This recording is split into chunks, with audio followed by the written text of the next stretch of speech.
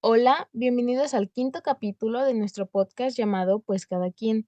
El día de hoy les hablaremos sobre la gestión de la deuda pública.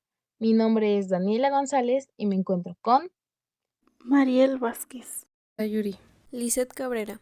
Bueno, el día de hoy les hablaré acerca de la deuda interna y la deuda externa de un país. Bueno, primero que nada, ¿qué es la deuda pública? La deuda pública pues se refiere a es toda la deuda que un país tiene y que pues también nosotros tenemos, por eso se le llama deuda pública. Aunque no son directamente relacionadas con nosotros, sino que pues son cuestiones de que el gobierno tiene que endeudarse para poder mantener, por así decirlo, una estabilidad económica y o bueno, para crear nuevos proyectos que el gobierno pues requiere o ese tipo de cosas. Entonces, para mantener esto, piden préstamos al banco y pues esos préstamos se tienen que pagar, ya sea pues elevando el precio de los aranceles, de los impuestos, y ahí es cuando pasa a afectarnos a nosotros como población, ya que pues al subir los impuestos pues de cierta forma sí nos llega a afectar un poco más. Entonces, bueno, sabiendo esto, nos preguntaremos pues cómo se pagan entonces estos préstamos que el gobierno hace. Y pues bueno, estos préstamos se pagan por medio de bonos, que básicamente los bonos son préstamos. Todo este sistema financiero se mueve a través de los bonos, ya que prácticamente, bueno, pues el gobierno emite los bonos y el dinero que se obtiene de la venta de estos mismos es el préstamo. Bueno, al final de un tiempo determinado, pues el gobierno le tiene que dar a quien le compró el bono el dinero más sus impuestos. Entonces aquí se hace como una recuperación. Y bueno, los bonos son más accesibles para el gobierno que en sí ir a pedir dinero al banco, ya que pues las tasas de interés son más elevadas del banco a los bonos. Y bueno, el gobierno paga esta deuda con ayuda de Hacienda. Hacienda en sí es quien va al banco primeramente a pedir que se imprima dinero para poder crear estos proyectos que el gobierno tiene en mente. Y pues al momento de que Hacienda pide imprimir este dinero, pues tiene que pagar intereses, los cuales pues Hacienda acepta pagar por medio de subir los costos de las casetas, de los aranceles o el incremento de impuestos. Entonces aquí es cuando pues abarca todo esto, lo que es lo público, el sector público, que somos nosotros como sociedad, los cuales pues posteriormente vamos a tener que pagar estos impuestos, y ahí es cuando nos afecta a nosotros como público, como sociedad. Y bueno, aparte de esto, este es como un primer paso para esto de el pago de la deuda pública. En sí, bueno, después de esto, Hacienda tiene que dar a cambio, pues ahora sí como una garantía por este dinero que se mandó a imprimir al banco. Lo cual, pues esta garantía son los bonos que el banco los vende en una subasta, y pues siempre que se emiten estos bonos, pues siempre hay deuda. Entonces pues se va creando como un círculo en el cual pues realmente nunca va a acabar la deuda, o sea, siempre va a haber deuda. Un país no puede salir de eso. De hecho hay varios países que pues ya hasta tienen registrado pues cuánta es su deuda, y tienen como un límite de que no deben de pasar de pues ahora sí que de ese número determinado que ellos tienen, porque pues en sí la deuda pues nunca va a terminar. Entonces pues en sí la base de este sistema financiero pues es que el Banco Central vende los bonos, el cual le presta dinero de los bonos a Hacienda y luego les cobra los intereses. Entonces, pues digamos que entre más deuda haya, pues más son los intereses, ¿no? Por eso es que se dice que la deuda es infinita y que nunca se paga. También una cosa sobre los bonos que es importante saber, pues es, o a lo mejor algunos se preguntarán, pues, ¿quién va a comprar los bonos, no? Si a final de cuentas, pues un bono es como un papel o pueden ser, bueno, siempre los bonos representan deuda. Entonces, pues diríamos, ¿no? Pues, ¿quién va a querer comprar un bono? Pues prácticamente la mayoría de las, bueno, no la mayoría, sino que empresas que tienen pues un nivel alto de dinero son quienes compran estos bonos, pero también la misma población puede comprar bonos sin ningún problema. O sea, hay páginas donde nosotros podemos acceder a ellas y comprar bonos. Y pues esto ¿para qué? Para que pues el gobierno te tenga que dar el interés de esos bonos. Por eso muchas veces en los trabajos vemos como en los beneficios que nos darán bonos, porque pues en sí es como un préstamo que pues nosotros vamos a poder ocupar, pero aquí hay algo muy importante, que pues estos bonos los vamos a poder ocupar y esto depende ya de cada quien, pues ahora sí que para bien o para mal. Te pueden beneficiar o te pueden perjudicar, porque como antes ya lo había mencionado, pues los bonos son o representan deuda y pues sí necesitas saber cómo manejar este tipo de bonos. Y bueno, en resumidas palabras, a todo esto que mencioné ahorita se le llama deuda interna.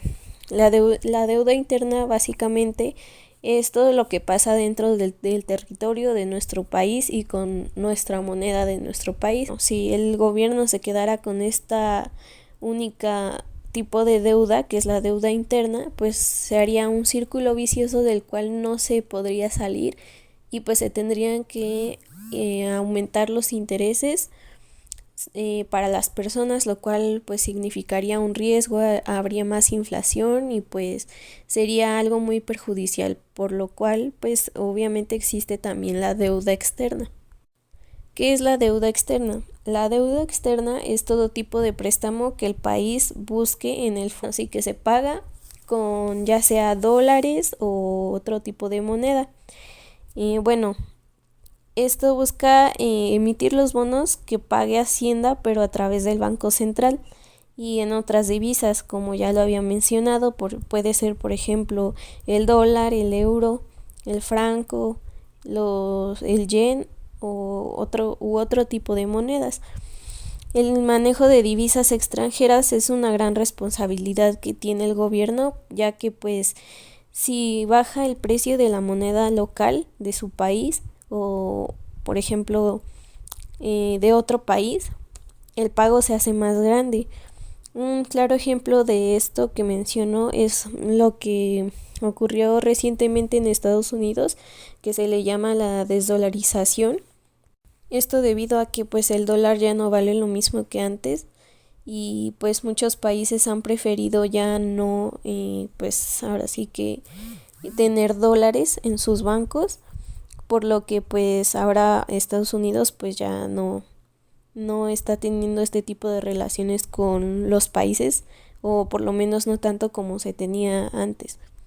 Y bueno, relacionar este tipo de deuda con otro país, pues sí, de cierta forma es algo un poco inteligente, ya que pues obviamente en cada país no vale lo mismo y pues su moneda, no va a valer lo mismo el peso mexicano que el dólar.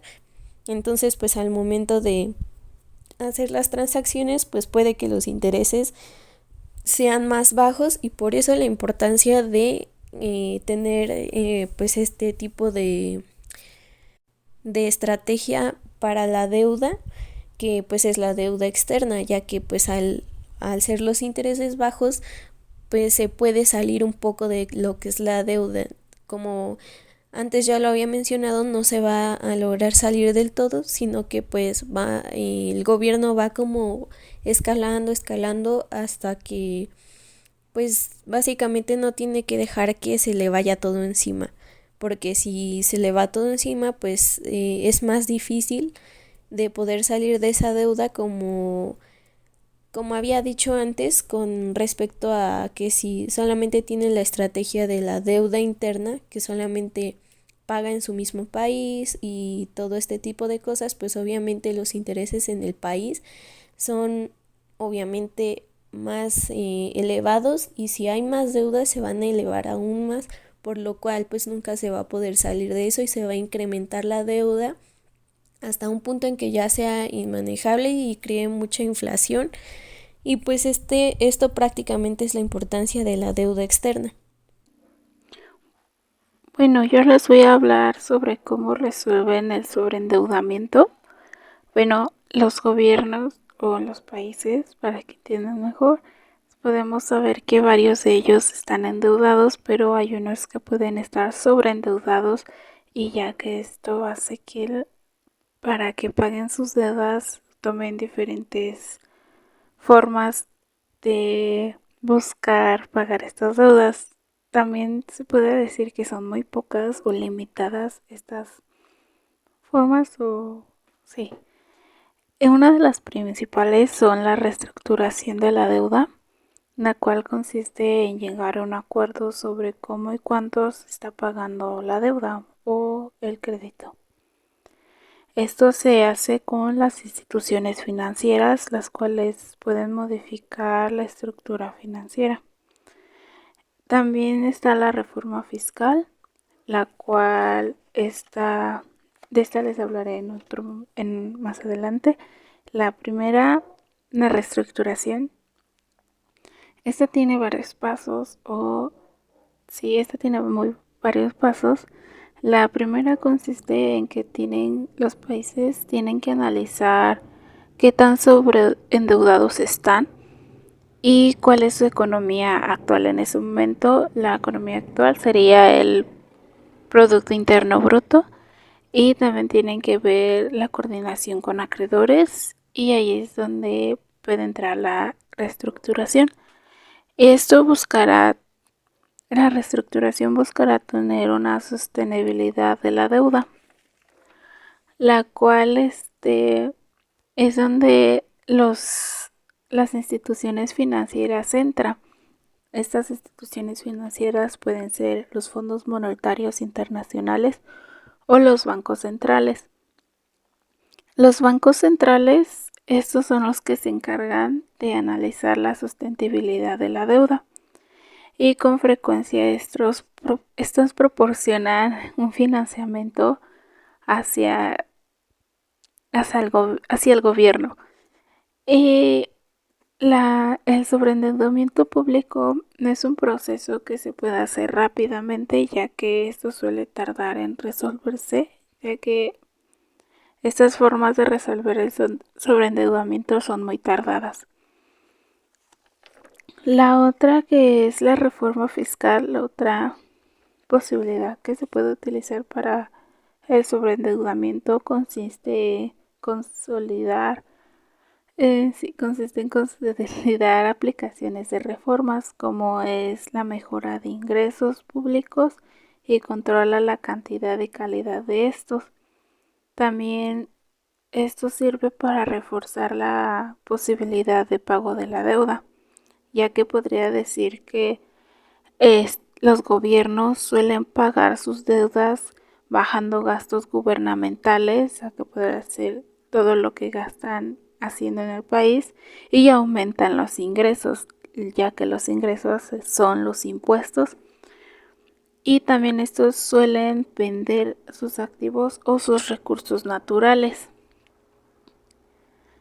Y bueno, ya para última opción, lo que suelen tener los gobiernos sería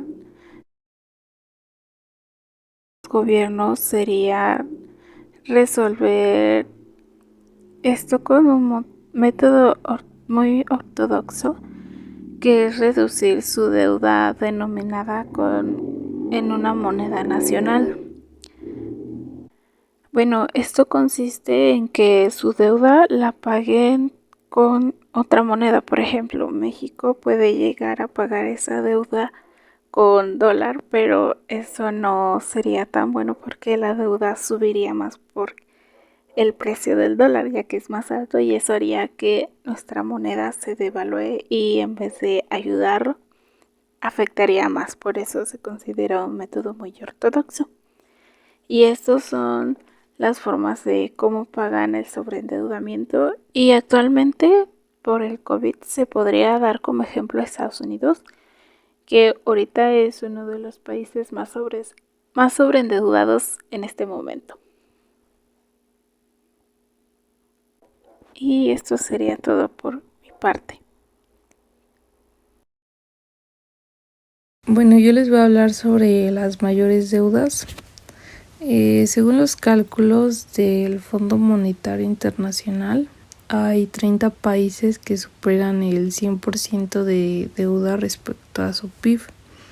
Al tope de la lista está Japón, que ya era el país más endeudado con una deuda pública del 238% del PIB, y ese año la cifra ascendería casi a 30 puntos más, a 266%.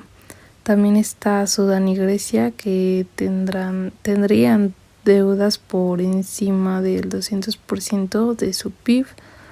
De acuerdo con las estimaciones, el país africano pasaría del 202% a 259%, y el europeo de 181% a 205%. Bueno, estos problemas han llevado que algunos legisladores de esos países exigieran a los gobiernos que empiecen a recortar el gasto relacionado por el COVID-19 antes de que todo esto se haga un problema más grande.